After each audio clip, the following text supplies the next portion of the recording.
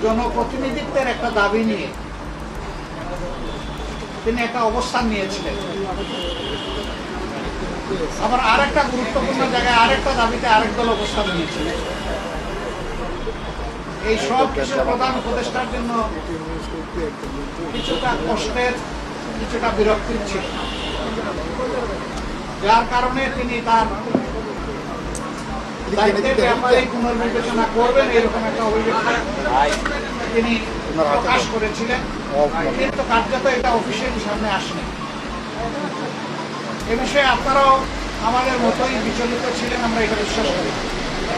কারণ দেশ আমাদের সবার, দেশ ভালো থাকলে আমরা সবাই ভালো থাকবো। 24 জুলাই বিপ্লবের মধ্য দিয়ে দেশে একটা পরিবর্তন এসেছে, কিন্তু এই পরিবর্তনে এখন যারা নেতৃত্ব দিচ্ছেন সরকারে, তারা তাদের পরিচয় হচ্ছে যে তারা কোনো পার্টিকে বিলং করবেন না। এটা হওয়া উচিত, কিন্তু এখানেও কিছু ব্যতিক্রম ঘটেছে, এটাও মাঝে মধ্যে সমাজকে উদ্বিগ্ন করেছে।